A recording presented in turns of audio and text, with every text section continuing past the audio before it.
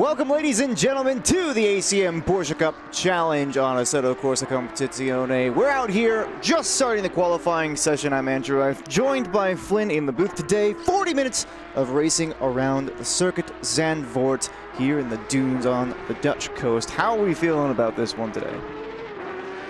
Lots of carnage I'm expecting. Lots of cars on track as we can see right now. Yeah, like I say, lots of carnage. What about yourself?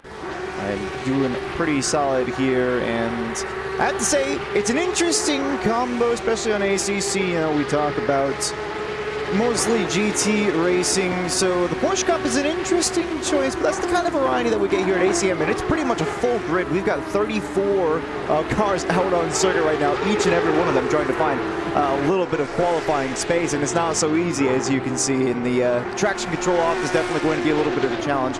Temperature's a little bit high here, as I'm not going to say it's normal for this circuit, but I feel like every time that I watch it, it's usually a little bit on the warmer side. Plenty of yellow flags already going around as well. Yeah, pretty much. So, like I say, challenging circuit.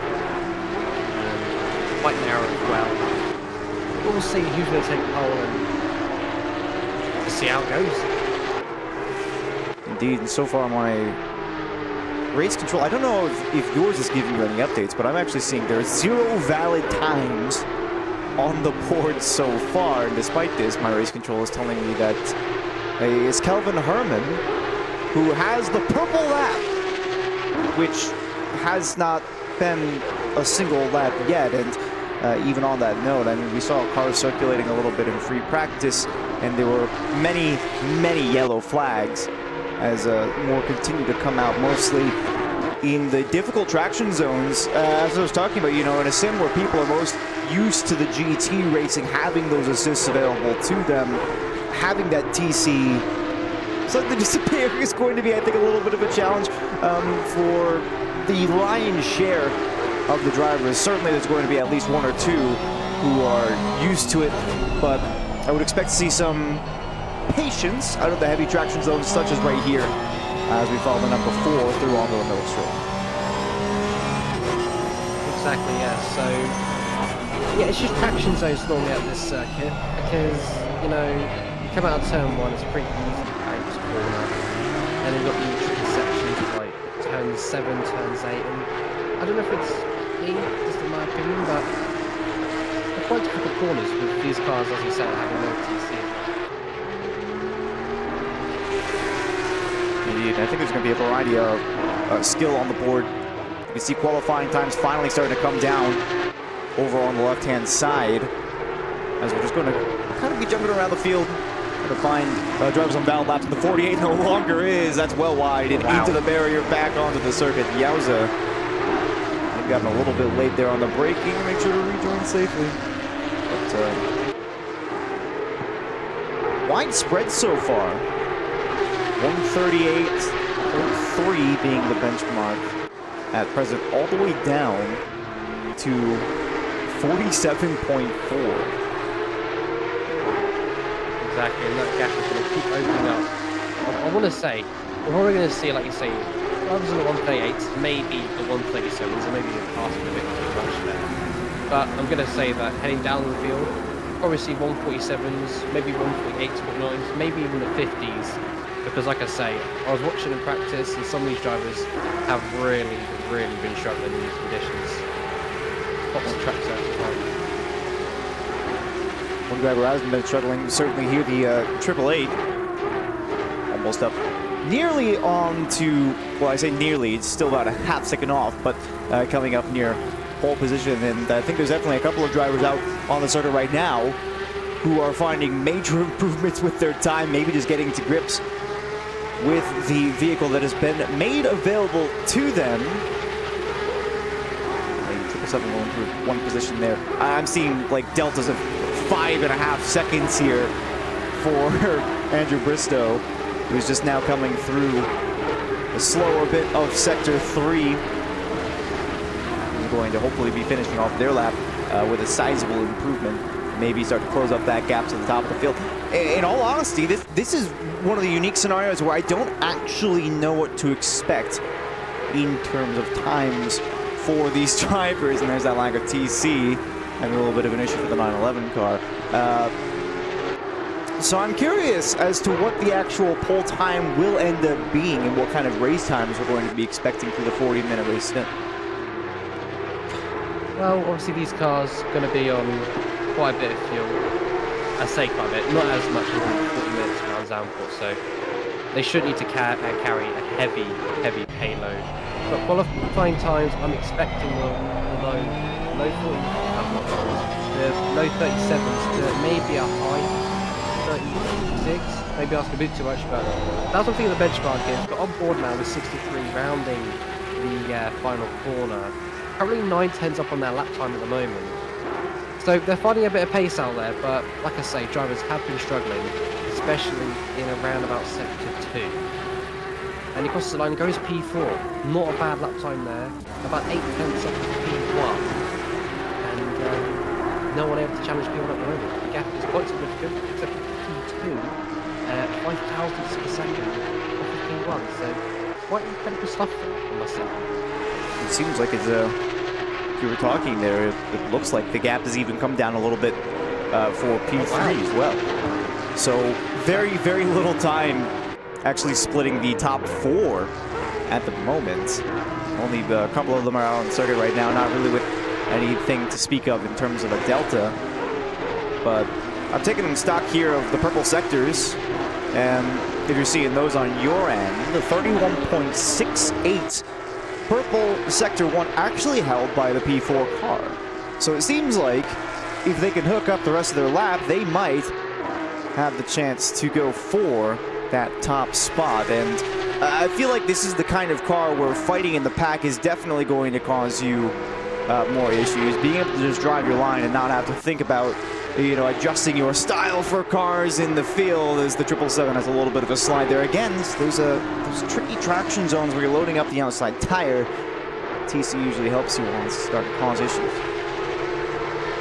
Yeah, that's 100% correct. And actually on board with Carl right now. I'm in P5, and he's actually got the fastest 32.195. So I think Carl could be up there for a fight for pole if he keeps his lap together, because he's really quite competitive, especially, like I said, in sector 3. But you said about P4 having the fastest sector 1, which is true, but they definitely do. But they're just a little bit off in sector 2 and quite a bit off in sector 3. They can whip up a good lap as well, and it's only true they could be fighting for a pole around Zandvoort with 10 minutes to go on the board. Each following Carl Banning as they get through the middle part of their lap, and that turn 7 and 8 complex was proving a little bit difficult. You could hear the revs rising as they tried to get on the power. That extra little bit of grip in the back, just not quite there. And they are going to lose some time on what they could have potentially had. I saw a delta of almost 5 or 6/10 for them at one point on this lap, but it looks like it's only going to be an improvement of about 3 as they come up to the line. They'll get a little bit of a tow here, but I don't think it's going to make a world of difference. They do improve their time, but not their position. 3/10 off of pole. And doesn't seem like they're going to be satisfied with that one. They do have plenty of time left to try and find their lap, though, left here in pole.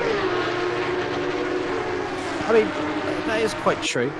I mean, he was on for nearly a 6/10 improvement, which would have put him in slam dunk pole position. Maybe impeded a little bit by one of the cars right in front of them, but of course, Zandvoort, tricky, narrow and tight circuit, trying to give room on the qualifying lap can be just so difficult. Yeah, Carl, probably not satisfied, like I said, but has enough time to go for a few more laps and try and get up there, maybe in the top 3, maybe in pole position. And of course, there's lots of challengers who are already kind of up in those top spots. So realistically, we're looking at 6 or 7 cars who are already into the 38s who might be thinking about top spots right now.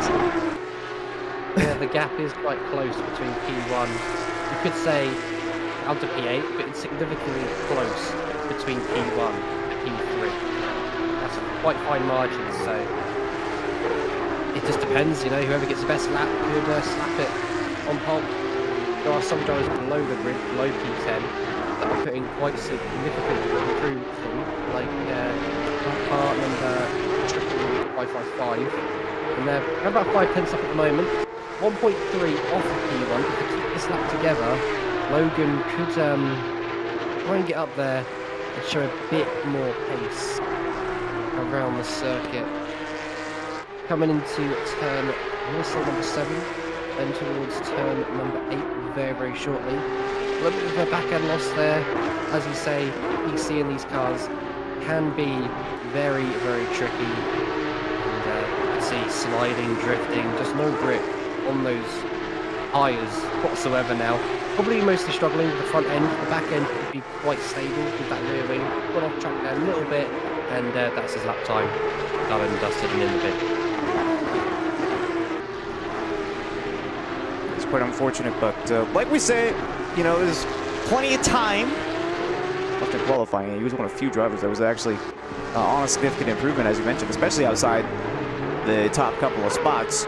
There are some minor improvements coming down the board for some of the drivers who are lower in the order right now. I'm looking towards P25, P28. But like I said, only minor improvements. So nothing particularly special for those drivers. And the vast majority of the cars in the top 10 are actually failing to find a green delta right now. So it really does come down to, I think, Logan at this point to try to raise the benchmark. Yeah, you could say that. I know he's got a clear track, no cars in front of him, no cars behind, track position, absolutely fantastic. And he's almost, I don't want to jinx it, I don't want to curse him, but he's currently 5 tenths up at the moment. Can we see him improve on his time? That's the question. Is it possible to motivate? Very close to the purple sector 2 on his best lap, and quite a ways off from purple sector 3 on his best lap as well, so there is time in it. Doesn't seem like he's finding it at present. It's a difficult car to get the hang of, like we said, especially in these tough traction zones, and the track has only gotten a little bit hotter even since we started, so the tires are certainly not helping at this point in time. You can see these low-speed corners, lots of time being lost, a little bit of time being gained, actually, though, in that short hairpin. That must have been a specific point of error on his present best lap, but I don't think he's going to have the kind of advantage in hand that he was hoping for, based on what he's seen his delta before, and this corner just sliding on the rears, can't quite get the power down with that understeer as well, and they will hold on to a 4.3 advantage. Again, not the lap they're searching for. They know they've got more in it. We've all been there before. Oh yeah, 100%, you know, like I say, he had a few back-end losses, a few twitchy moments, but I think he's quite satisfied. Yeah, 8 tenths off of P1, but Logan with a good improvement there. Looking down at the bottom of the field, I was on board with Jake Spinner a few moments ago, and they improved by quite a significant amount. They were currently around about, I think, P26, P27, and then popped up to P25. They're getting a little bit more comfortable as the car goes on, trying to find out what's going on. And then Zach Webb, unfortunately down in P28, not really finding the lap time he wants to find right now. Just struggling to get the car under control. But mostly drivers are, because with no TC, like we keep on saying, it's going to be a tough one. No valid improvements at present. Right now, it's the AAA holding on the pole position with the 138.045. And on the front row, it's the 116 going through Tarzan right now. You only need to find 5 thousandths of lap time, but they've got traffic already ahead of them. So this feels like it's going to be done and dusted, although the traffic immediately pulls off to the side, or maybe has a bit of a moment and is out of contention. It's still already up by 2 tenths. 2 tenths, let me tell you, is not easy to make up, especially when you're in one of these cars, which is so incredibly temperamental, as we've seen demonstrated multiple times already today. We're not going to stop talking about that, I fear. It's going to be a pervasive point of conversation here in the commentary booth. That was a big 100%. bubble over the curve, yeah. Yeah, I mean, way off the delta, way off the time. I think right now, if they've got enough fuel in the car, I believe Kevin, they could do it. It just depends on if they can get the car under control and not involve in any traffic. So cool down the tyres, just relax and send it with 3 minutes to go. So qualifying almost done and dusted. Have anybody, like you say, select pole position. Hopefully we do. It's quite exciting to see, you know, fight for pole. But right now, top of the field, Ron is just dominating. No one able to get anywhere close to him. Love you mentioned that. You just gotta calm down and send it. Exactly. Just got to calm down, send it, hope for the best. We've actually seen a new pole time taken. I've been messing with some stuff in the background here. But Bram Lubba for Valkyrie Performance with a 137.7, smashing the purple Sector 1 and Sector 3. So really put together a lap when they needed it, and it seems like that battle for pole position might be a little bit less exciting than we thought initially there, as they've really just shattered through that top bit. I'm seeing P13 and P14 respectively are both on valid improvements at the moment. I'm going to follow the 673 car for team racing drivers. Have to appreciate the originality on that one as they finish their lap. Yeah, I've seen, you know, quite a few improvements, like I say, P13 and P14, especially finding a lot of lap time. So it would be nice to see, you know, some more improvements on circuit, and we are getting that as we speak. 673 rounding the final corner now with a minute and 49 seconds to go. So they could try and get one more cheap lap in to go. But they cross the line, and they will improve 12, which isn't too bad. 1.3 points, but that's still decent enough. And final lap times now, getting the boards, coming along nicely. Especially down in P26, Jake Spinner, a second up right now. Could we see them snatch away a P24 at least? Again, a bit twitchy there. Trying to keep the car nice and stable. Only has 2 more corners to go, but does unfortunately go off track.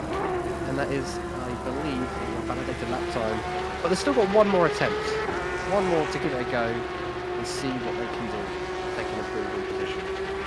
Unfortunately for them, they've got loads of clean track in front of them, and I think as they do come across a line that was not an invalid lap. My race control was showing red, but they do move up into 23rd position. So I guess just a little bit of luck on their side. I'm seeing some valid improvements coming from the provisional pole sitter, and it was an improvement for Herman only before I went on board.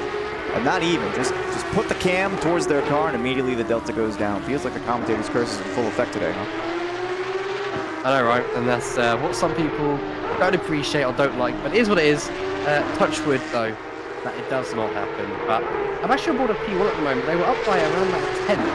But unfortunately, they've lost all their time heading into the final sector of number 3. But they're still showing green on the time, so they could improve just a little bit more and try and, you know, take that benchmark even further for pole position. So the final 2 corners now, not really finding any lap time whatsoever, but unfortunately P2 is not finding any time at all, and P3 is nowhere near the benchmark. So final lap times coming in across the line, and he's taken pole. No improvement, but no one's going to be able to snatch it. So Bram is taking pole for the start of the Zambul race. So a chance here for P6 to find a not insignificant improvement. They're about 3/10 up right now, and at this pace, it looks like they've only got 1 position to gain, but 1 position into the top 5 is a majorly important one. If you ask me, they've actually found a load of time there out of the very short, I believe it was a turn 10 hairpin, and they're actually going to have a pretty significant improvement in hand as they come up to the checkered flag here for qualifying, and it should be at least one, maybe even two positions on the grid, and oh, it's gonna be more than that. My race control, my race control is not showing me, I think, the full story. That's P2 for Florian Recroy. What in the world was that lap out of nowhere? That was honestly a mega lap. The car looked like it was, you know, playing into the hands of Florian there, but fantastic in P2. Could they show a competitive race session into the actual race, though? That's the big question, because obviously, like we said, you know, qualifying, we don't know what race times are going to be like because of different payloads and fuel loads and stuff like that. But I think, Andrew, we're going to be in for a very exciting race in about 2 minutes. So buckle in, because it's going to be a very chaotic, I say, first couple laps. So let's see what happens, shall we? Indeed. We're going to take a momentary break. I'm going to try and get something sorted on the back end. But we will be back in just a moment, so stick with us.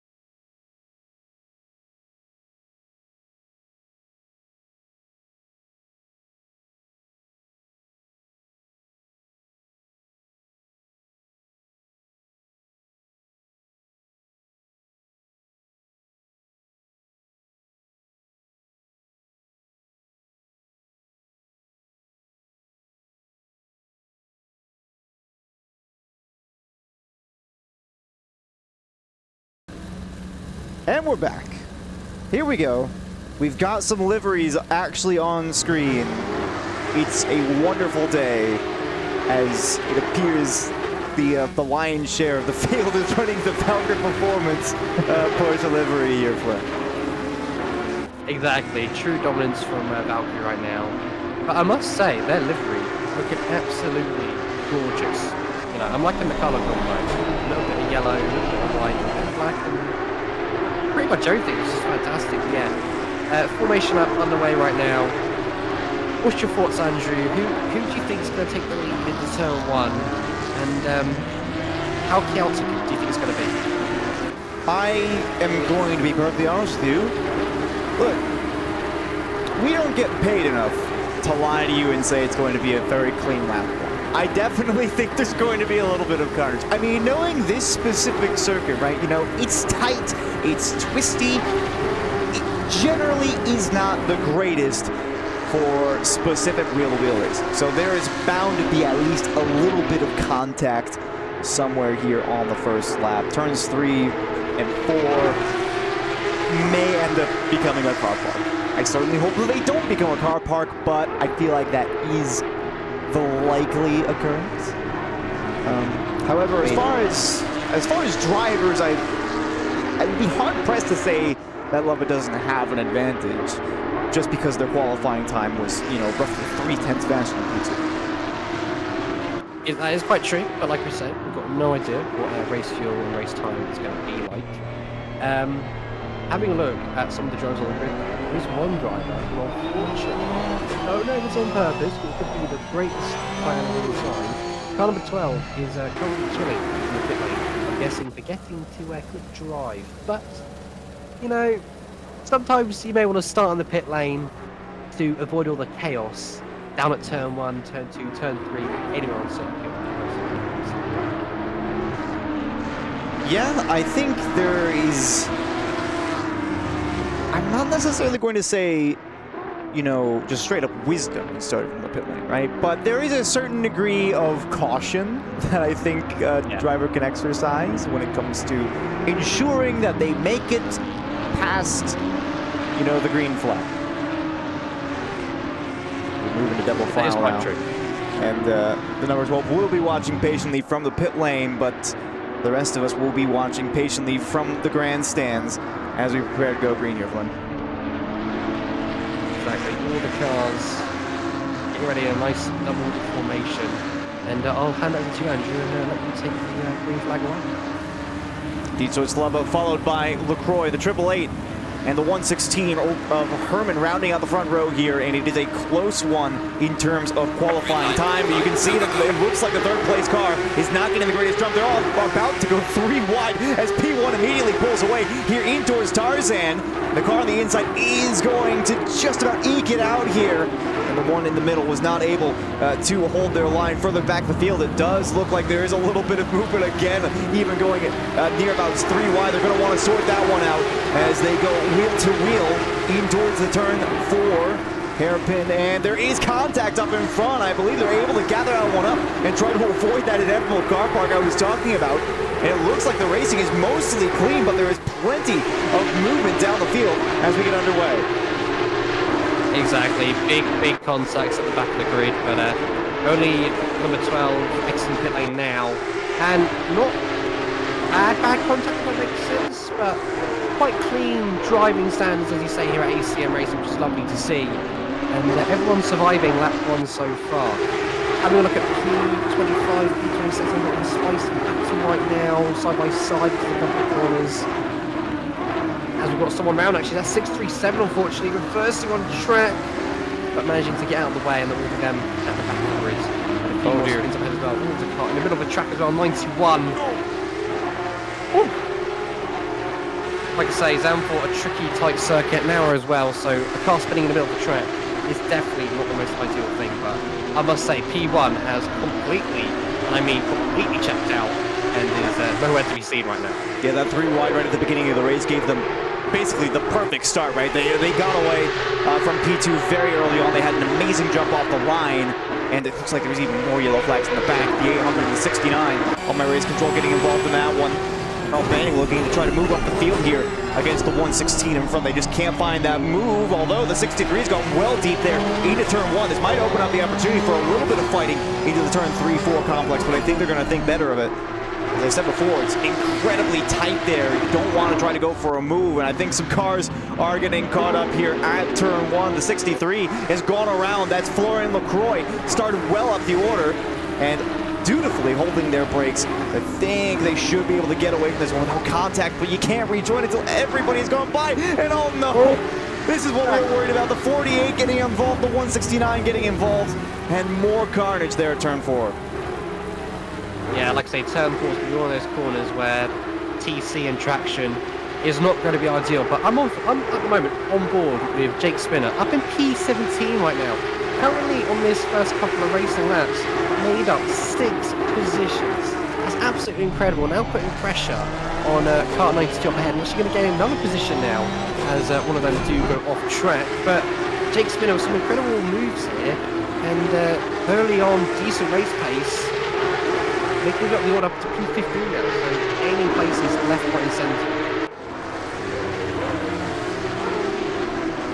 So got the car from the inside here, and space is barely afforded there to the 092. Was afforded indeed, and Spinner held on to that position. That's some quality racing. They're still thinking about it. There's just no space there. More going up the field. I'm thinking about the number 12 car right about now, who is running in 27, so not super high up the order.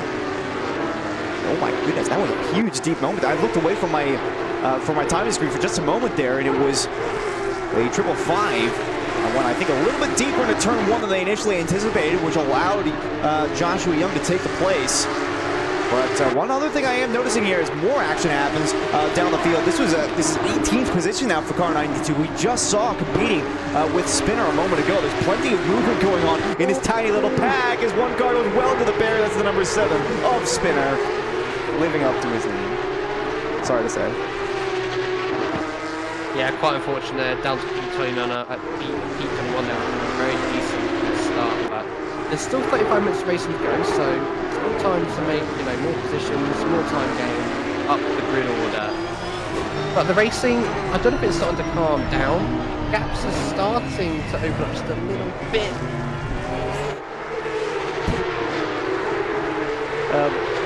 If you see this one kind of culminating to 3 wide, oh my goodness, this is never going to end well, and the car on the inside will stick it out in the braking zone.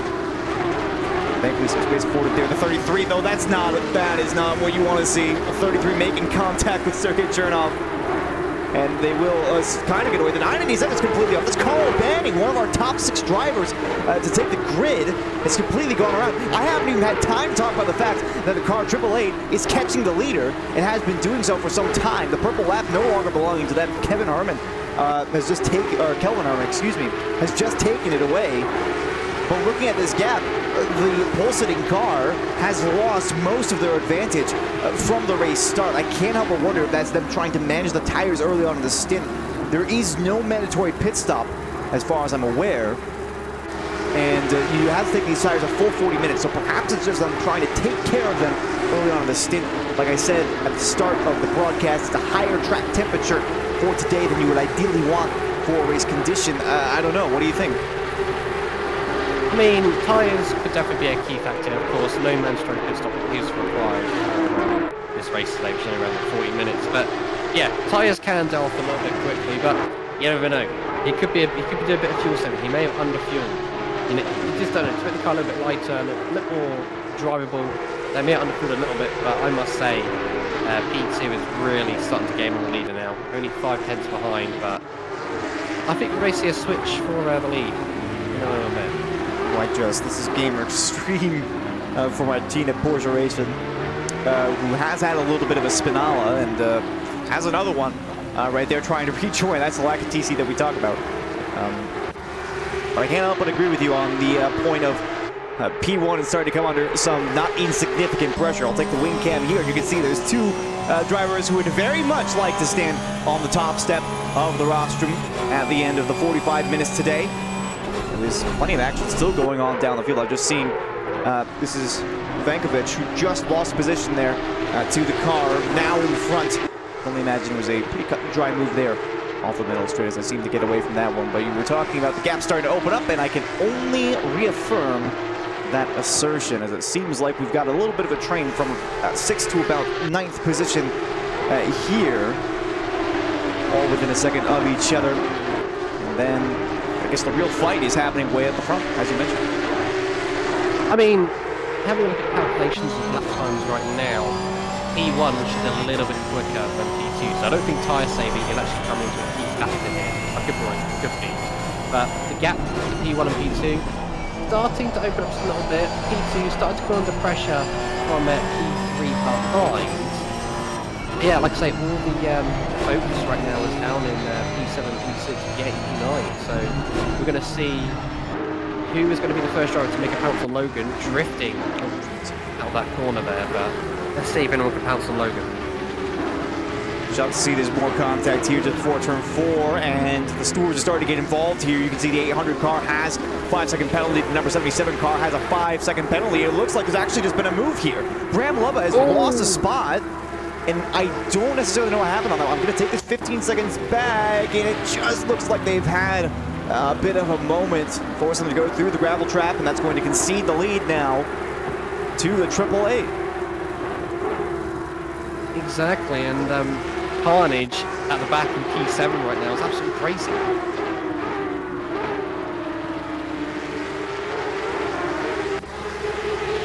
Looks like that car sorted itself out before we were done with the replay there. We're looking at A little bit.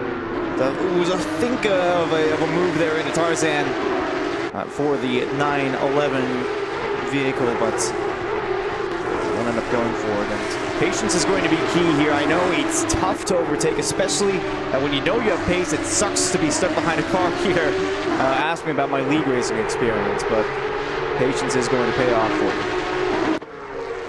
It is in some way not, because it depends. You know, you could brake later into a corner, and the driver ahead of you could brake it very, very early. You could bump him by accident.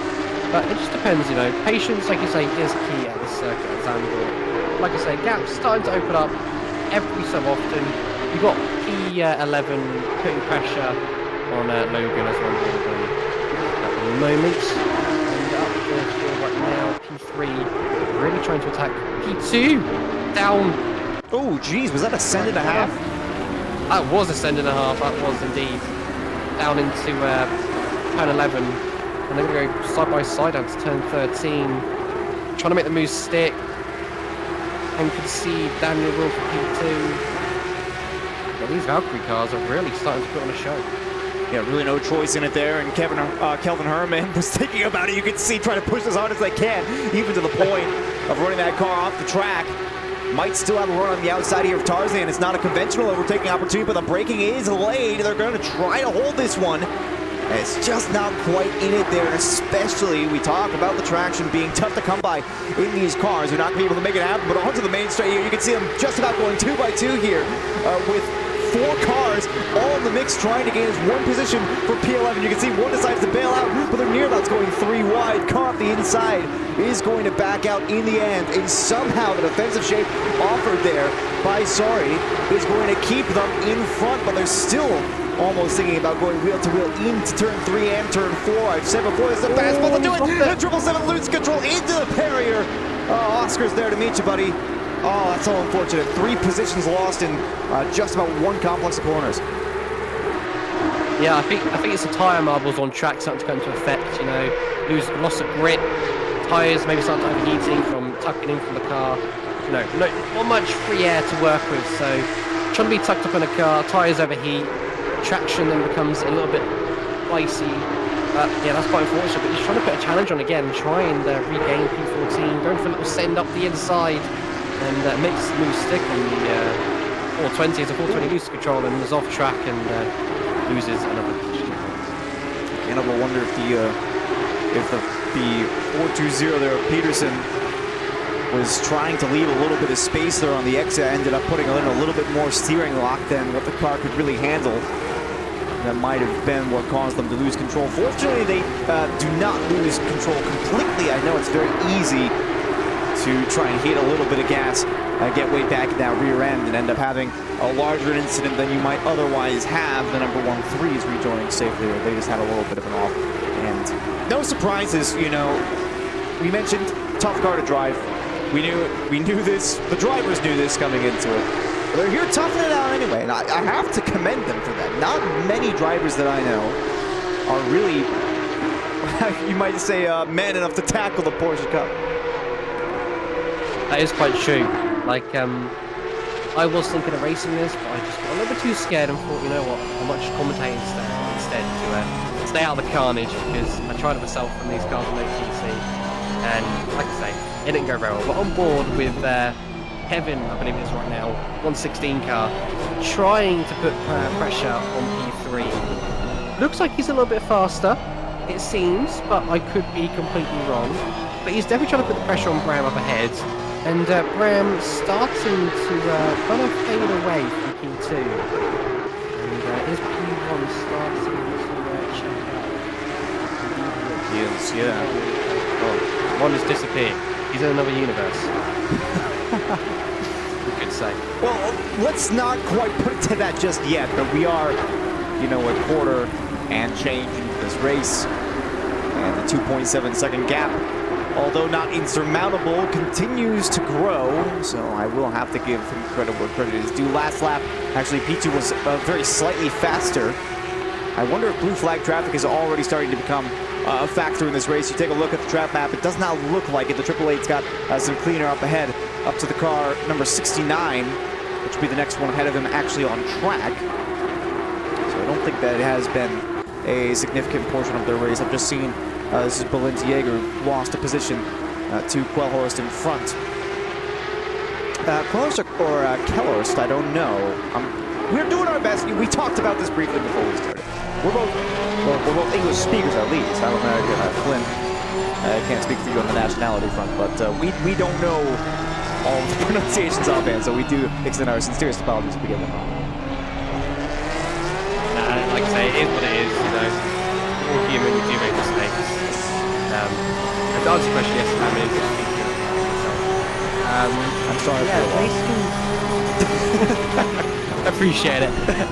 The racing going well so far. We've got a slight battle at the moment, and I could say, I think it's 781 trying to put pressure on the 55 with a 5-second time penalty stop, which isn't ideal. That will be added to the race time after the race is finished. Yeah, drivers just starting to fumble under pressure, and is it wrong me saying this? Is tyres already playing a key factor? Could they already be dying? 25 minutes left of racing. Here's the thing, and actually I'm gonna get on board with this here. Kelvin Herman's finally closed up to the back here. LP3, that's Lubba trying to pick up the pieces of this race. And you mentioned the tires. I definitely think that could be a factor. We've got a little bit of battle here on the middle straight. But this is Vankovic trying to get past Banning, and I believe they have done so just about. Excuse me, that was Carl Banning getting past Vankovic. My apologies on that one. Fight's still ongoing, but I definitely think that tires are going to start to play a role, specifically because we talk about traction control systems in the GT3 cars. Oh no, that's a huge move for the 312 through the gravel trap into the barrier, tons of time lost, and that's the fight over for sure. And they might stand to gain a couple of more spots even, but tire wear, especially without those TCS systems, you're going to spin them up a whole lot more. You're going to generate more temperature. You're going to lose a lot more rubber if you have a little bit of a slide. So I definitely think that is going to be an issue for drivers moving forward. And I think that might be why we saw Lubba a little bit slow in the early part of the race. They thought they had extra pace in hand, and they might have been trying to just save their tires a little bit by easing off in the traction zones. Exactly, and I'm back on board with the top three right now as Bram completely went off track there, and Kev will now switch back into P3. But Bram may try and come back on the attack here, down to turn one. He can tuck in, get the zone, try and make a cheeky dive into Tararan corner, but only time will tell. Is he going to look for the late lunge, late on the brakes, looking to the inside, decides to tuck in behind and wait for another opportunity. Didn't really seem like there's a whole lot in. I've just seen Spinner and car 673 look like they got into a bit of an incident. That's a lot of damage there for the number 7 car. Banning is going to recover a couple positions they lost from their own incident only a little bit ago, and it will get back underway. I think that was roughly, you know, I don't want to say undoubtedly contact, but I safely say I think I would predict it to be so. I saw the yellows pop up reasonably the same here. Logan forcing that defensive posture there from the 77. That was a wonderful, aggressive move there as there's a slow-moving car who's actually going to cause an issue here, and Logan makes contact with the, is that the 800? What I think was blue flag traffic for them. Indeed they are. And Logan just made a wonderful racing move, took advantage of the mistake they forced their opponent to make, and then was punished as blue flags were caught out in the middle of the track. Yeah, that's something that's really unfortunate. If you're being blue flagged, you need to try and move away as quickly as possible and in a safe manner to let the car through. But I think that's going to be quite a hefty time penalty, making its way through the 800. I probably assume that's going to be the car towards the end. Oh dear, that was a hefty slide there for Olivier Janse. in one of the wonderful Valkyrie Performance Porsche Cup cars. That really allows the couple of cars behind. I've seen another yellow flag for the 673 and the 63 and the 56 car, I think. That's a big send there for Lammers. They're going to have to take a little bit of a trip into the gravel trap. And the position will be recovered by the 781, who stays ahead presently speaking. Sometimes you just got to let your opponent make that mistake and pick up the pieces. I like that strategy. Oh, and then again, there's another position lost.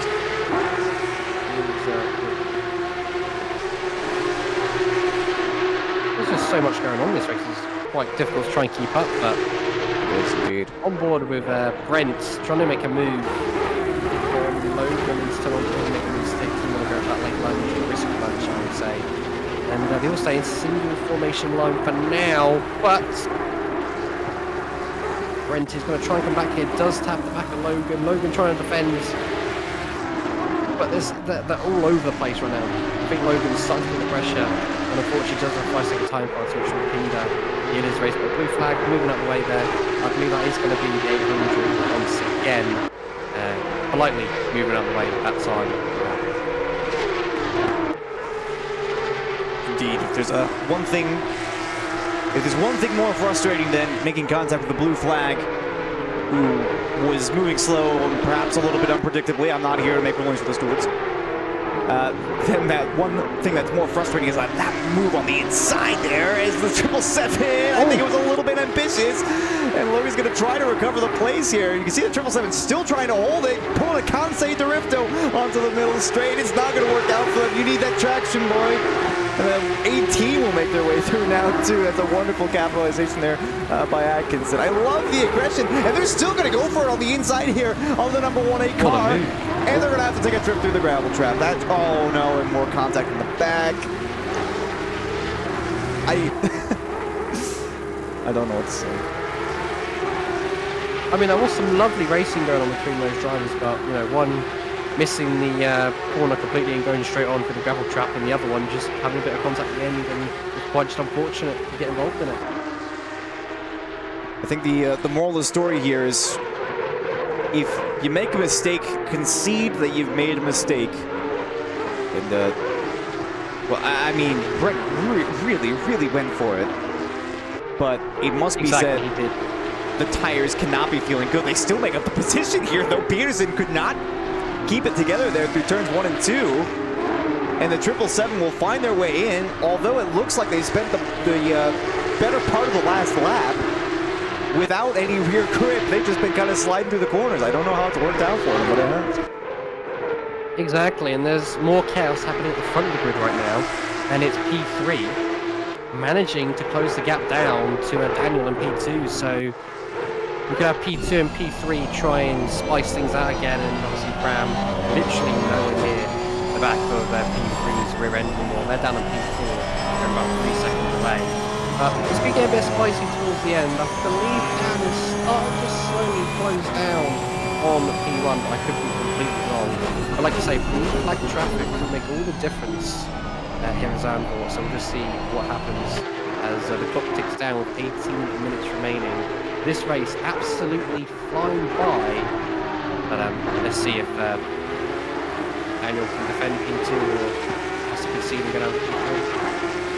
See yellow flag for Lammers. This car we were following on with not so long ago, and they are losing a lot of time right now. So it looks like they did have a little bit of a spin there out of turn 11. That's not what you want to see for them. As this battle was going on right behind, there was a Jaeger and Banning having a little bit of a scrap, although a clean one at that. I've seen a yellow here for car number 33, but as I hop on board, they are pointing in the right direction. They are carrying that 5 second time penalty. You can see all the penalties there on the left-hand side. I'm not going to go through all of them because we'd be here for an unfortunate amount of time. That's a big slide there. Number 11, loss of front grip, no bite. We'll have to fall in behind. That is not a whole lot of space given him, but space given indeed. Although a bubble over the curb on the inside, a huge contact into the wall for Jake Spinner for 757 Motorsport. That is devastating stuff. Was doing well to go side by side. Car on the inside touches the curb, loses control right into the side of your car, and you're out. That is very, very true. Unfortunately for Jake Spinner, but, you know, these things do unfortunately happen.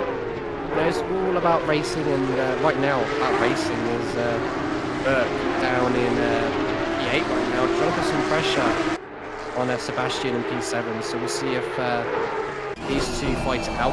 16 minutes remaining on the clock, but it all depends on confidence, on tyres, TC, and all that stuff. Seems like all the action is starting to dissipate. I am seeing a fight though in P12. I'm going to go ahead and hop on with that. We've been all over the board today. Many drivers getting screen time, not necessarily for all the reasons you might like. I'm a bit curious to see what the stewards actually rule about that incident there with spinner. Oh my goodness, that's a huge off there for that was a 555 of Logan. We've seen him a couple of times on screen so far. They're thinking about to move up the inside of Tarzan here. Contact's gonna be made as the number 77 really went for it. They're gonna take a trip though off through the grass and the gravel. And just about missed that car on the rejoin. This is kind of what we talked about with picking up the pieces. Opponent in front makes a mistake. Went for a move. A move asterisk. And Logan was there to take the position. Exactly. That was some spicy action, shall we say. But nevertheless, the racing still goes on. And like I say, gaps are starting to open up and not much is happening except for Extreme. Should I say Game Extreme. Down in P21 at 21 having a bit of a spin coming out of turn 1, I believe that is. And yeah, not the best race of their life, shall we say. But to see drivers spinning out, still carrying on, you know, good sportsmanship, shall we say. Just keep going for the race. We made it this far. It's a little bit under 15 minutes to go. I don't really see much of a reason not to carry on. We still got some action going on down the field. It does look like most of the gaps have evened out, although P1 has lost some time to P2. We are still keeping an eye on that gap, about 2.9 seconds. Last time I checked, roughly 4 or 5 minutes ago, it was around about 3 or 4. So it's definitely starting to come down a little bit. But I can't help but wonder again if that's just the 888 out in front trying to manage their race, manage the gap, maybe to blue flags, getting a little bit too involved, shall we say, with the lead battle or what have you. But there's still a chance here for P2 or even P3 to try to get up to the top step of the podium. We're talking about Kelvin Herman, currently in 3rd place in the 116, who's had a fair bit of screen time so far. The name that shall not be said for fear of mispronouncing. We'll go with Daniel here in the number 3, who is starting to close that gap down to P1, who, again, I really don't want to mess it up, but I will give this one a shot. I believe that is just going to be Grevstein for the leader of the race, who is currently running into the back of blue flags, but courteously move out to the side. Look. Exactly, and that's what we love to see. But, like you said, Daniel is starting to close the gap down to P1. Can they get the gap closed in 13 minutes, try and fight for the race win here? Possibly. But is the race leader just slowing down because blue flags are getting in the way? That's the big question. Is it blue flags? Or is he just starting to struggle on tyres? No matter what it is, you still, if you're P2, it gives you a second win to see that gap start coming down. And racing is a, you know, reasonably mental battle, as much as it is a, you know, physical understanding of your car compared to your opponent's. So if one small blue flag incident brings that gap down to 1.5 seconds or so, and you can see it, it's in sight, it's P1 right there, it would not rate it impossible that we see a battle for the lead in the late stages of the race.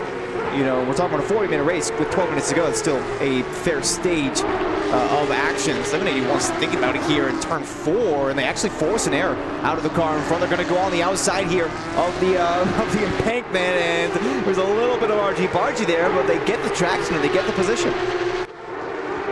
They do indeed, and they make the move stick, especially P7, P8 right now going for a spicy battle down in sector 2, I believe.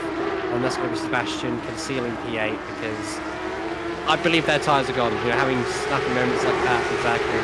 And now, actually, gonna come back now at the number 4. Are they gonna try and make it stick into turn 11? They do. And get back onto P7. But can the number 4 get a good exit at turn 13, turn 14 area and try and send the dive into turn 1?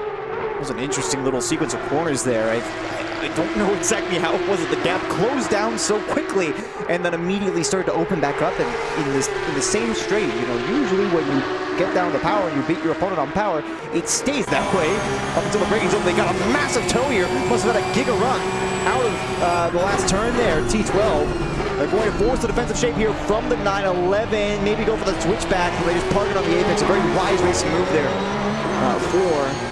that was Sebastian in front.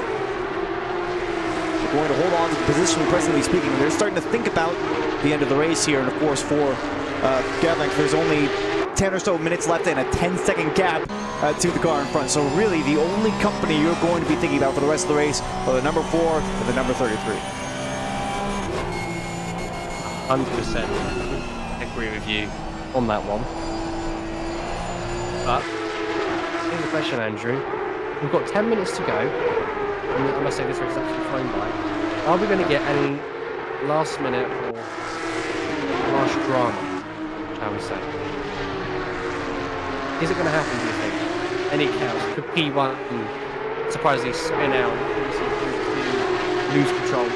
Any late drama, do you think? Or do you think all the drivers with 10 minutes to go are going to take a chill pill and just start to relax and cede in that position? 77 is still going after it at full send here as they continue to drift. I'm going to say no tentatively. But Kelvin Herman is closing down the gap to P2. Only 1 second right now. I believe we just missed out. That was Rudy Atkinson getting past Banning, who does apparently slot in behind here, although it's one of the heavy tractions of the 9 and 7 will get the power down. So well done there.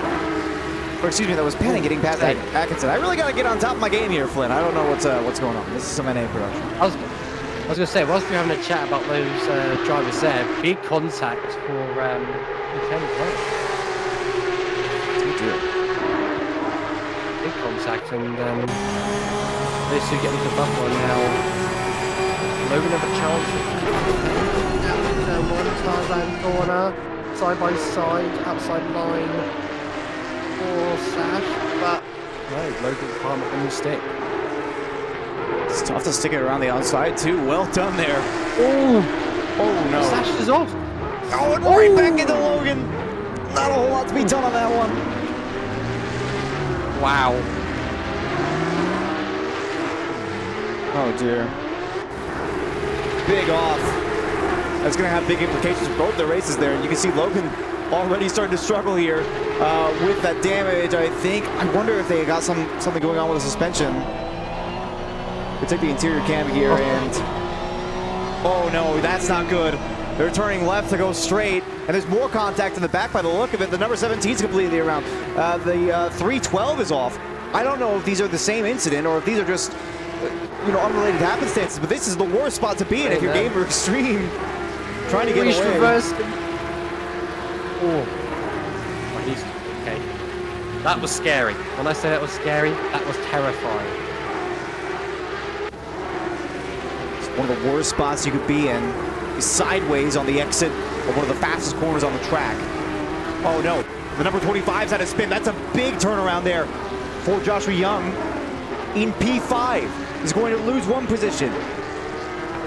That's blue flags coming by now. He's got about a 5-second gap to the next car coming up. And oh no, who's that? Now completely lost it there too. I don't know who that was. It's not Lammers, but Young lost one position. And now there's a huge pack of cars all in the same exact area, all competing for P6 out of nowhere. Exactly. Big drama happening. And lots of chaos happening with 7 minutes to go. But Joshua under put a lot of pressure behind. All we can hope for Joshua's sake is that they didn't cook the tires trying to get their car back on track, and it looks like they have at least managed the gap here through the couple of corners immediately following them. But you somehow got to find a way to cool them down and give yourself a little bit of grace to try to defend against this group of 3 now for the last 6 minutes of the race. I don't know how you can do it, but they're gonna have to find a way, because they haven't much choice in the matter. I'm keeping an eye still on Kelvin Herman, by the way. The gap only 1 second. Oh, there's contact. As soon as I went to go look away at my race control, contact between 2 of the cars following, and that's going to be a huge sigh of relief there for Young. But it's the last thing you need. If you see the opportunity for a couple of positions, you can't be that aggressive. Oh, no. I feel like that's really been the moral of the story. If anybody's watched the race today, is just try to have like a little bit more patience. It'll come to you. It will. But you can't force these kinds of overtaking opportunities. I don't know. I mean, it is quite unfortunate what we're seeing. You know, these, you could say, silly mistakes do happen, and it's not like it's done on purpose. You know, at the end of the day, if you're new racing or you're an experienced driver, you're gonna have those days where you're gonna make silly mistakes on track, if you know what I mean. So, at the end of the day, you know, if you make a mistake, hopefully, as the saying goes, you should learn from it, but you never know. There's loads of time penalties still yet to be served. So LaCroix has actually just lost position to the 673. That's 17th and 16th on your screen right now, respectively. But LaCroix has the wonderful knowledge that the car in front has 5 seconds more in penalties than they do. So realistically speaking, you don't even have to try to make a return move. However, one driver who does have to try to make a move here is Kelvin Herman. 5 minutes to go on the race right now, and a 6/10 gap to the car from that's P2. P1 has fully checked out, by the way. 5.5 or so seconds at this stage in the race, so not much in that one. And then the other gap we're keeping track of right now is P10 to P12, all 3 in shot right there. But it's been such a varied race, because we've seen so many gaps that are, you know, very suddenly close together and immediately spaced out again when somebody makes a mistake. Or there's gaps that have basically manifested out of nowhere, where drivers have the opportunity to make an overtaking move, to make an attack that would not have previously existed, simply because, oh, hey, look, an incident happened ahead, and suddenly I've massively gained. Exactly.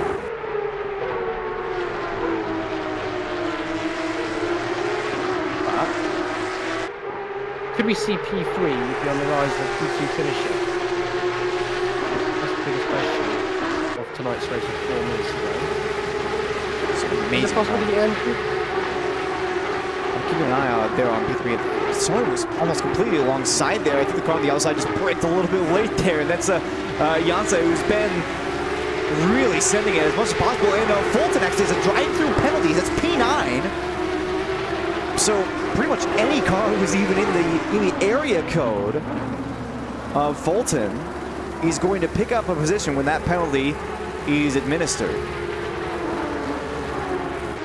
So I guess that's good news for everybody in this small train.